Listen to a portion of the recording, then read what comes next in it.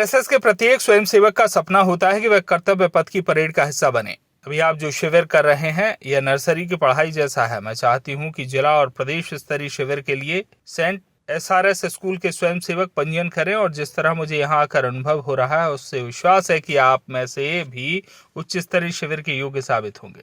बस पूरी लगन और ईमानदारी से स्वयंसेवक बनने का प्रयास जारी रखें। 100 से अधिक विधाओं में पारंगत होने का प्रयास करते रहें। यह बात saint SRS public higher secondary school के राष्ट्रीय सेवा योजना के 7 दिवसीय शिविर के बौद्धिक सत्र में शासकीय संजय गांधी स्मृति महाविद्यालय की वरिष्ठ स्वयं सेविका सृष्टि तिवारी ने शिविर समापन अवसर पर स्वयं सेवकों को समझाते हुए कही। ज्ञात हो कि सृष्टि तिवारी हाल ही में ग्वालियर में आयोजित प्री नेशनल आरडीसी शिविर में शामिल होकर आई हैं। उन्हें द्वितीय पुरस्कार भी प्राप्त हुआ है। उम्मीद है 26 जनवरी गणतंत्र दिवस की परेड में शामिल होने का अवसर मिल सकता है। शिविर के समापन अवसर पर संस्था की मार्गदर्शक श्रीमती सुधा यादव ने स्वयं सेवकों को समझाना कि जीवन की सफलता लगातार संघर्ष का परिणाम होती है। हमें मानव जीवन मिला है तो हम श्रेष्ठ चिंतन, विचार और कर्म से इसे सार्थक कर सकते हैं। समाज सेवी सुनील बाबू पिंगले ने स्वयं सेवकों से संवाद करते हुए एनएसएस और समाज सेवा विषय पर चर्चा की। समापन दिवस पर सहभोज का आयोजन किया गया। इसमें वेदांत आश्रम के महर्षि हरिहर दास जी, बीएड कॉलेज के प्राचार्य एल शुक्ला, शहर के पत्रकार गोविंद नायक, कैलाश सक्सेना, यशपाल यादव, ओपी चौरसिया, लोकेश सक्सेना, एल 24 संस्था के शिक्षक, गरीब बस्ती के बच्चों और महिलाओं ने प्रसादी ली। आपका क्या शुभ नाम है?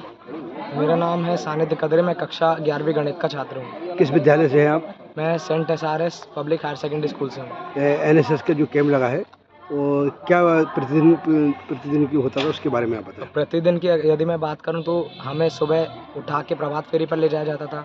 उसके बाद व्यायाम तथा नाश्ता, उसके बाद परियोजना कार्य होता था और बौद्धिक सत्र और उसके बाद खेलकूद और उसके बाद फिर 10 बजे के आसपास रात्रि सोने का समय हो जाता था।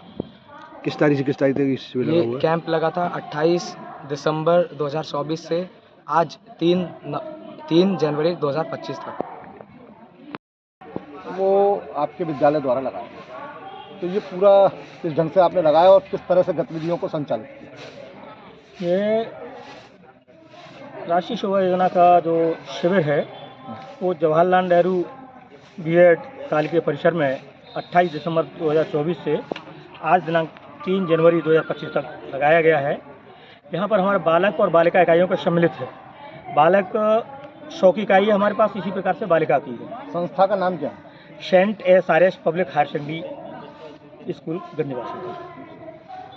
तो क्या क्या गतिविधियाँ यहाँ पर संचालित की आपने? यहाँ दोनों इकाइयों के परियोजना अधिकारी हैं। बालिका इकाई के श्री कृष्णपाल सिंह चौहान हैं और बालिका इकाई की हैं श्रीमती रजनी गुप्ता जी हैं। तो हमारे यहाँ रात को लगभग 100 बच्चे यहाँ रुकते हैं।